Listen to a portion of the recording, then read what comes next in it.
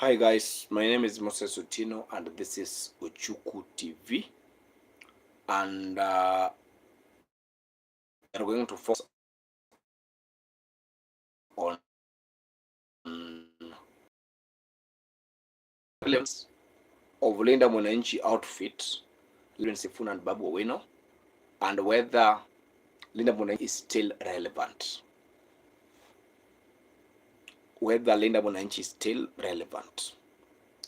A day before the Gen Z protest, Rigathi Gachagua, the DCP party leader, cautioned his supporters from his Mount Kenya backyard not to join the demonstrations and stay at home.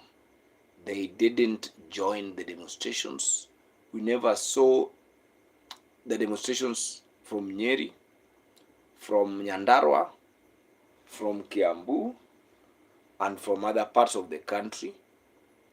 And it is because of the caution that Gachagua had given his supporters, majority of whom are Gen Zs. Majority of his supporters are Gen Zs. So we want to look at the relevance of Linda Mwananchi. Linda Mwananchi had earlier on, through Karoli Mundi, addressed the nation and, through their press conference, told Kenyans that they would join the demonstrations, something that we never saw. We only saw James Orengo joining the demonstrations. And so, this one forms the basis of our discussion today. Why the demonstrations flopped, why the Gen Z protest commemoration flopped, despite Linda Mwananchi conducting a press conference and declaring that they would be in the demonstrations.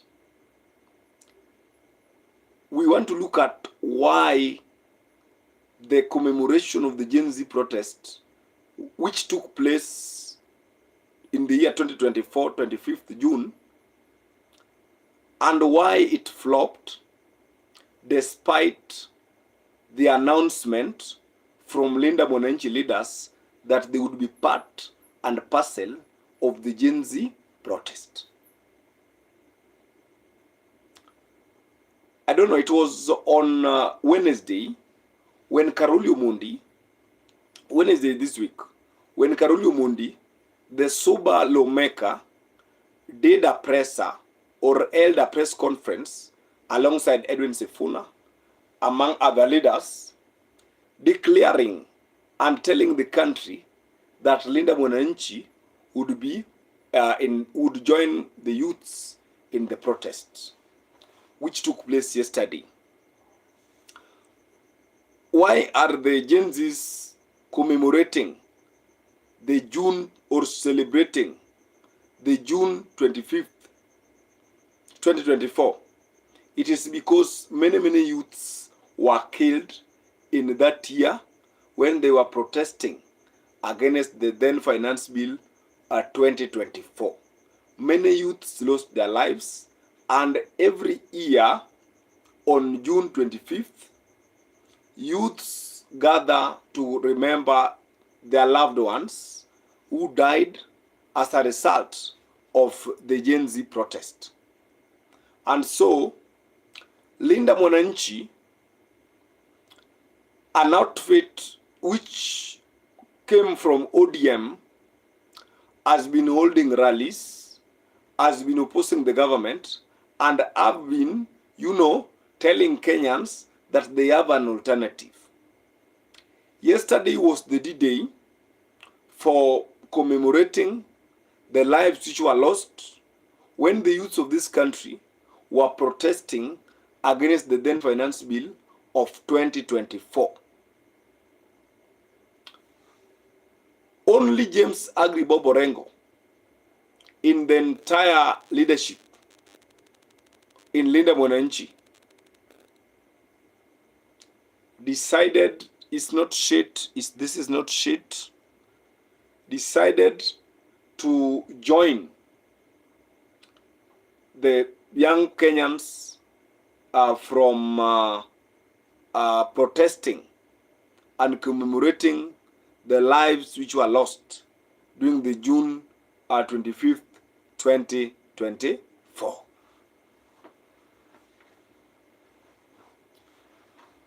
The big question is Linda Mwananchi an outfit from ODM serious about capturing power? Do we have, or do we see Linda Mwananchi capturing power from ODM? Where was Edwin Sifuna yesterday? Where was Babu Owino? Where were the other leaders? Where was Karoli Mundi? Where was Caleb Amisi? The entire leaders who have been going around the country preaching the Linda Mwananchi, style of politics. Those who have been castigating William Ruto, those who have been opposing William Ruto, where have they been? Where have they been? Where were they yesterday when the youths of this country were protesting?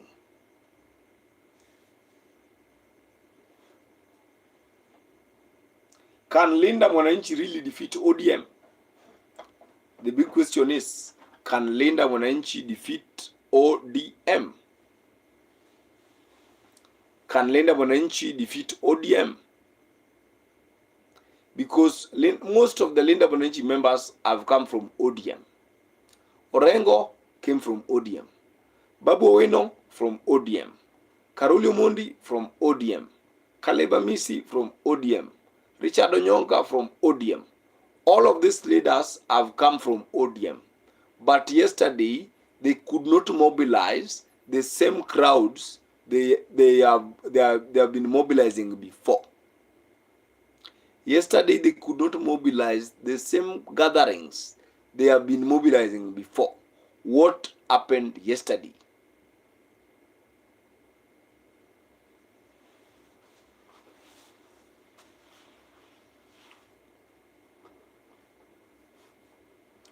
What happened yesterday that made the Linda Mwananchi leaders fail to mobilize Kenyans, youths, to, attend the yesterday's commemoration of the Gen Z?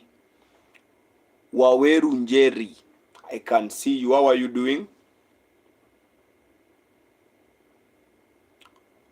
Hi too. Walishindwa.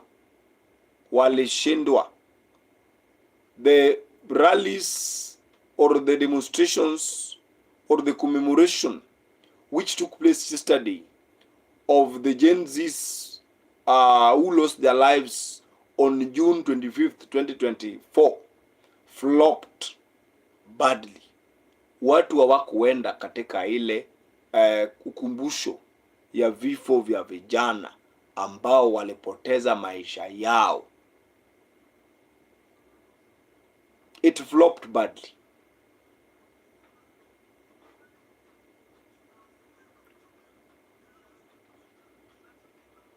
So just tell me where you are watching from. Just tell me where are you watching this live from.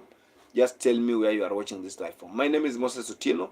You can get me on Facebook as Mose Otieno Kumu. You can get me on TikTok at Uchuku TV 2 and also at Radio Uchuku 1. Let me know where you are watching this live from. Salwa Ahmed, I can see you. How are you doing, Salwa?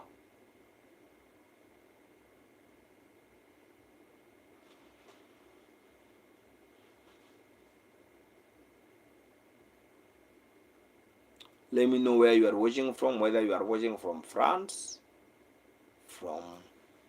okay, fine, that's good. Where are you watching from?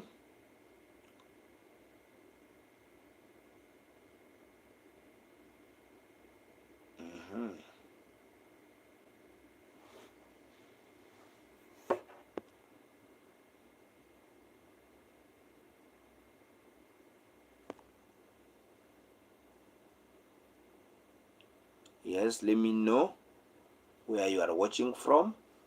Salwa, good to see you. Okay, from Mombasa. Wow.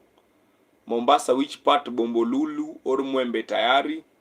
Or which part of Mombasa?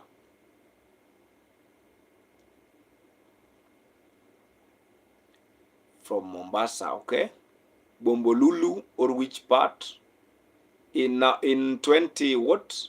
In 2010, I was in Mombasa. Lamp.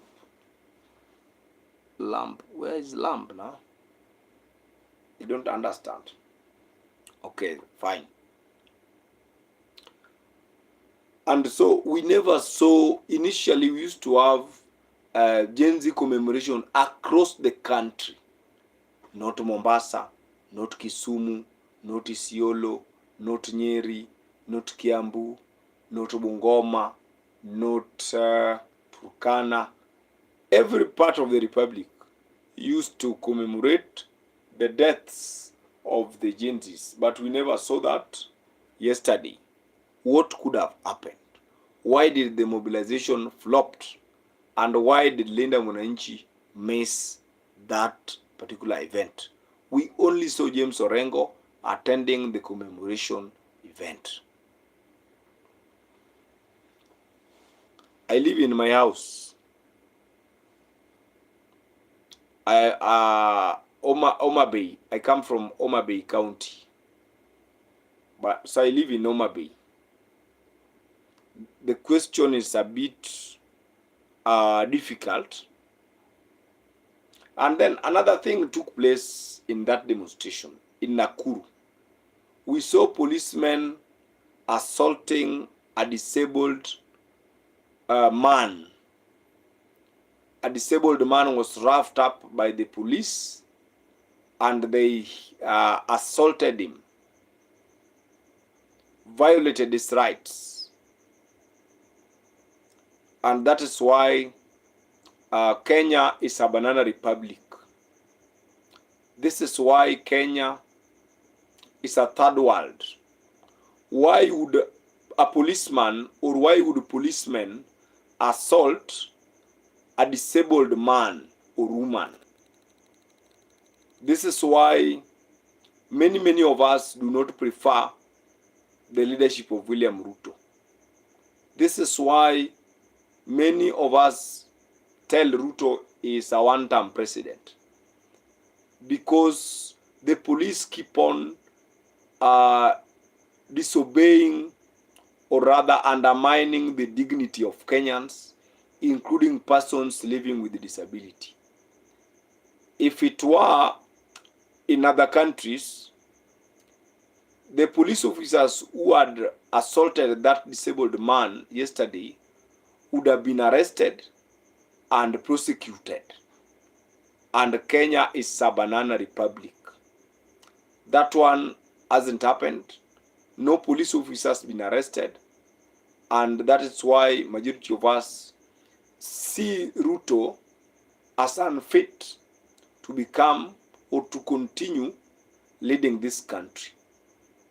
We saw a disabled man being roughed up by the police, being beaten up by the police, being assaulted by the police, being antagonized by the police. And the police received the orders from the Inspector General of Police, and the Inspector General receives orders from the President. And the President is William Samuel Ruto. The presidency of William Ruto is marred with violations of human rights, including beating up persons living with disability, including shooting Kenyans, shooting youths and children, including bringing unpopular bills in parliament, and also including mutilating the constitution.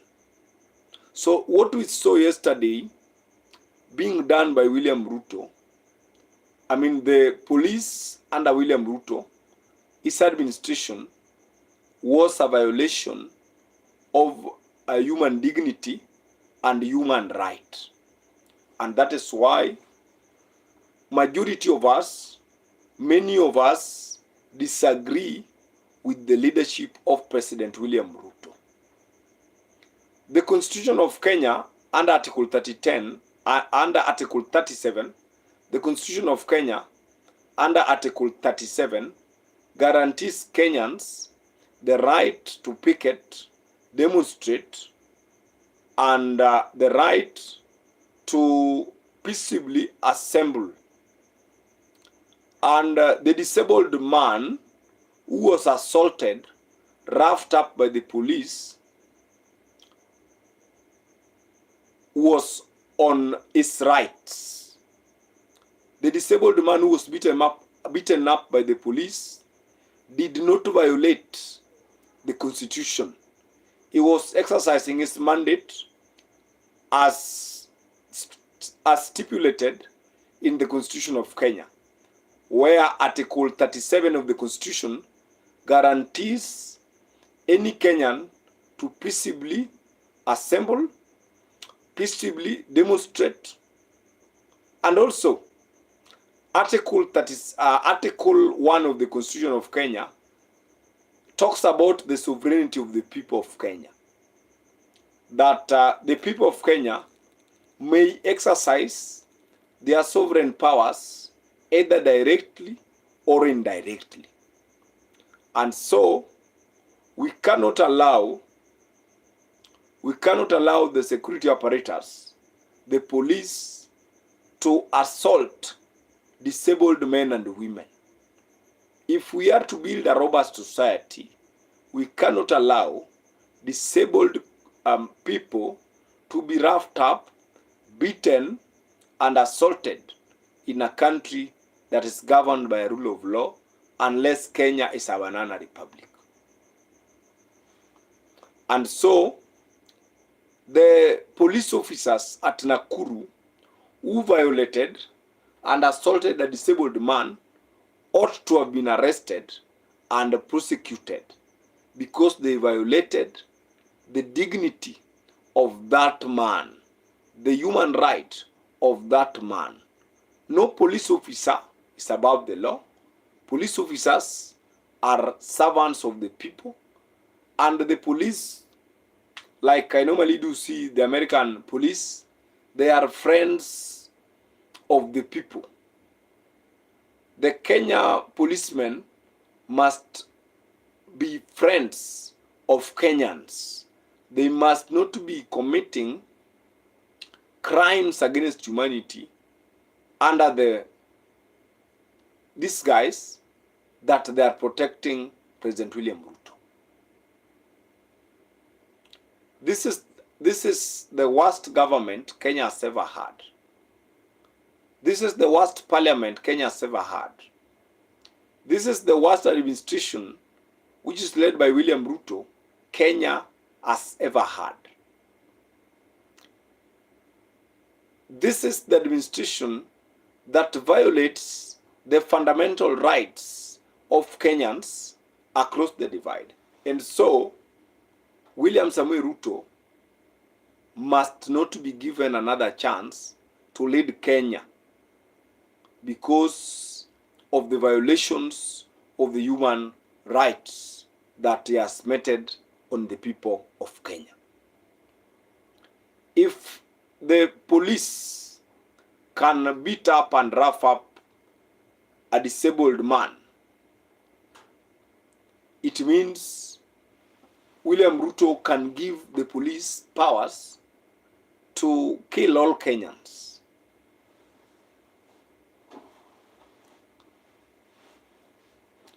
The police have excess powers in Kenya.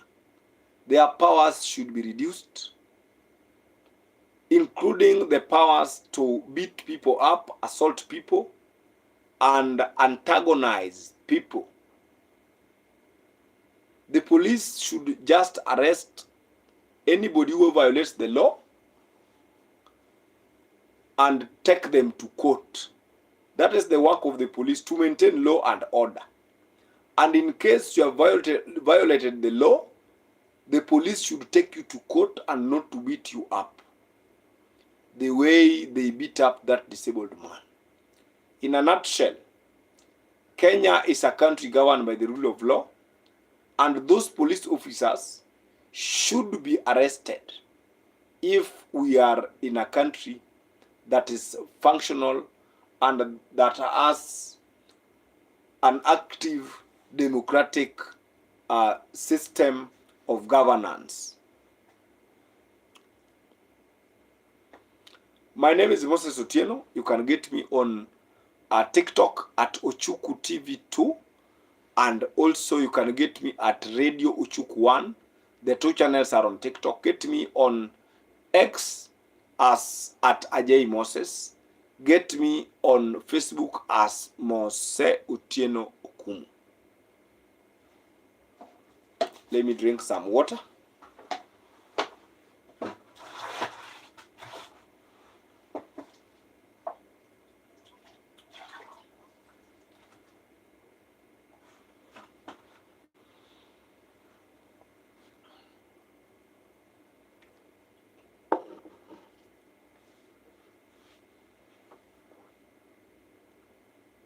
So we don't want to see it as a country. We don't want to see it that men and women who are disabled are being beaten up by the police. We want to see a government which protects Article 37 of the Constitution, which talks about having the right to protest, assemble, and picket. That is what we want to see. We don't want to see a country where the police beat up disabled men and women. We cannot cheer that. We cannot allow that. We cannot advocate for that. The police must know that Kenyans have rights.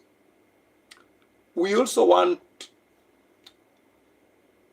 that the police must have some education, must have some understanding, must have some intelligence and intellectual capability. Most of them are picked as a result of height. Most of them are picked as a result of their parents offering bribe so that their children can be employed or rather reinstated in the forces, in the police force. So we must, the reason why Kenya has the worst police officers is because the police are not being recruited on merit.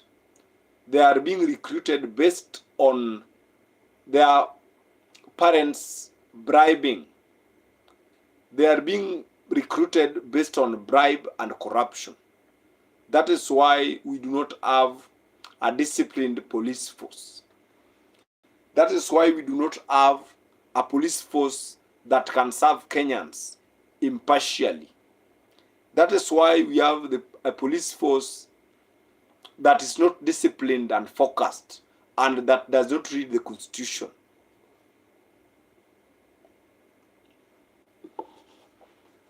We have to say it the way it is. The police that we have cannot and have not and doesn't read the Constitution of Kenya and doesn't value human dignity.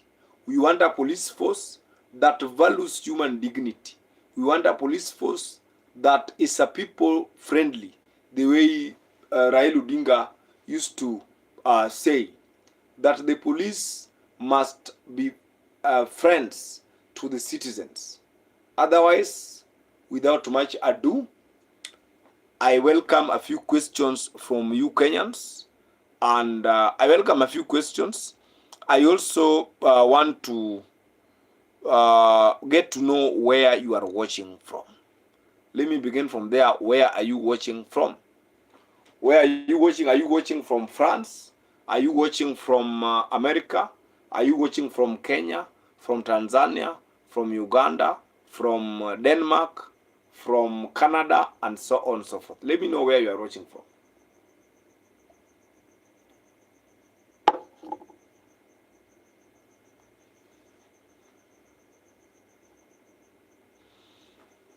Let me make quick shouts to my top fans. We have Salwa Ahmed. Thank you so much for staying with us. We have Waweru Njeri. Thank you so much for staying. We have Yusa Roblo. Thank you so much. Those are the top fans of this live today. Make sure that you comment, and also we make quick shout outs to you. All right. I think I'll end there. Because the time is not on our side. I also want to sleep. Anyway, the people of the world, Kenyans, and those who are in diaspora, I want to take this opportunity to thank all of you. I want to take this chance to express my gratitude to you, because without you, this channel cannot be where it is. Without you, this channel cannot, talk about the robust issues that affect us as a country. Otherwise, tomorrow is another day. Good night. Good morning for now. I'm seeing some message.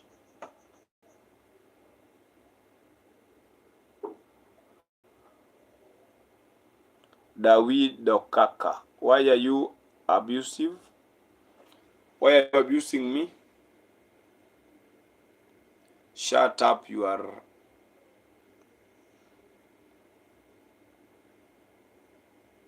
If you are not happy with what I'm doing, you can leave.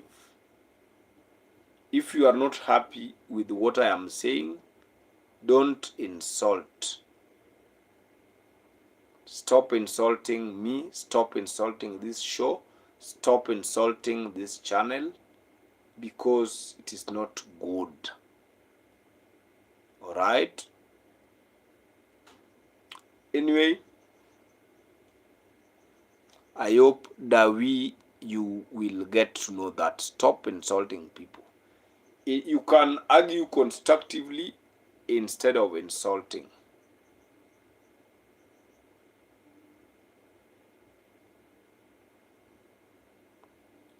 Wanna talk about, okay, you can tell us about South Africa. Tell us about South Africa. Tell us about the xenophobia in South Africa. Why is South Africa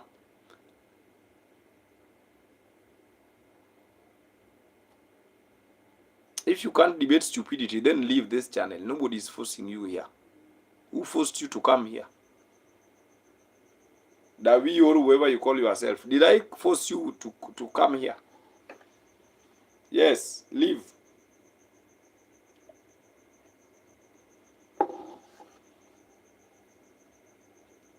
We are Kenyans. We don't force people.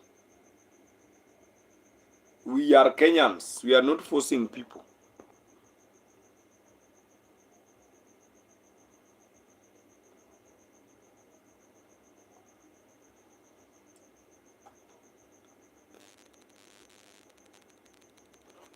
We are Kenyans. We are not forcing people. We are the giants. But South Africa should stop fighting other Africans. I reside in Kenya. I live in Kenya.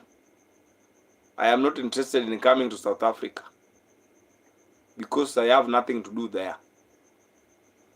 I am building my country.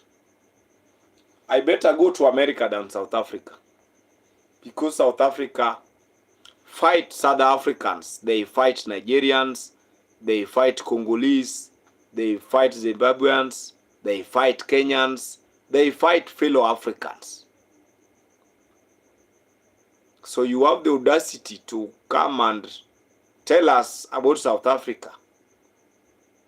Yet South Africa fights other Africans. In the whole continent, it is only South Africa which fights other African brothers and sisters. It is only South Africa.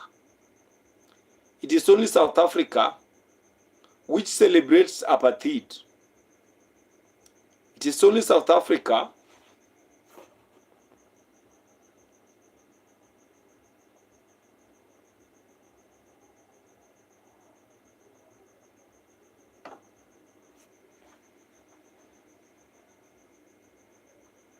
I think you are an intellectual dwarf. Dawi, you are an intellectual dwarf. You are another idiot.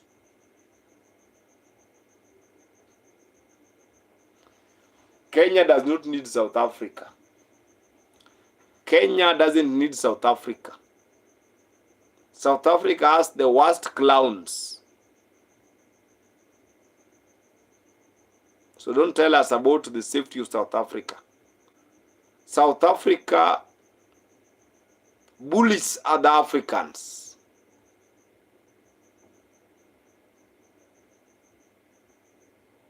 It is South Africa which is shit. You see, Kenyans does not fight South Africans who are working in Kenya. South Africans fight Kenyans and other Africans working diligently in South Africa. South Africans are lazy.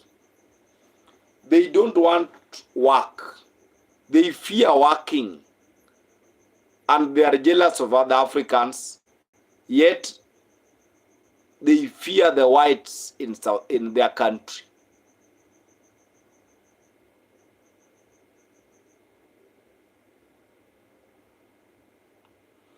Even if it is not a stable roof, it is my roof. It is not your roof. It is my roof.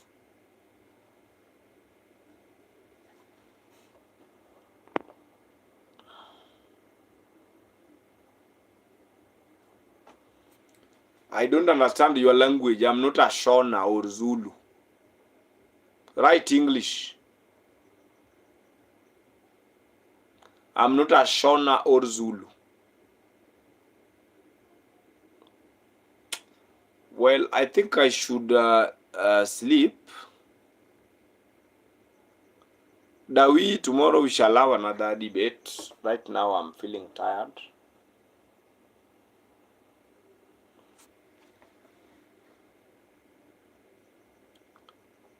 We are Kenyans. We are not interested in South Africa. You can take your South Africa to your own place.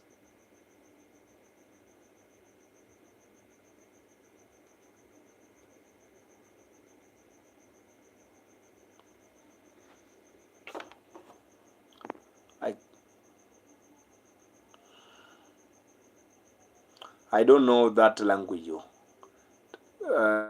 Write English. Type English. Dawi, good night. I think I want to go.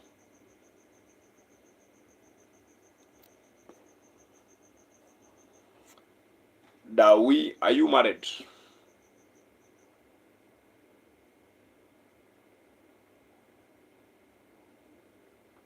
No, we speak Kiswahili and English, and then we have our local languages. It's not pathetic. We speak two languages, English and Kiswahili and Swahili. You can speak the Dutch you speak, but we speak Swahili and English. So it is not pathetic.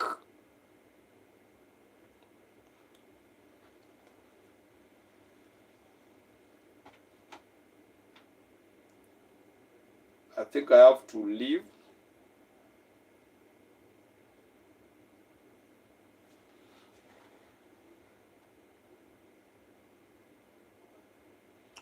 Okay, we shall talk tomorrow, my dear friend.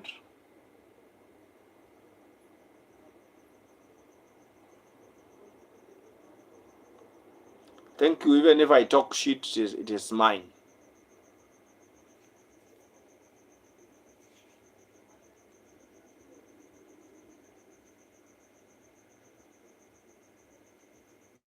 I failed to sleep. I want to sleep. Goodbye for now. My name is Moses Utieno. Until next time, thank you. Yes, I'm going to bed.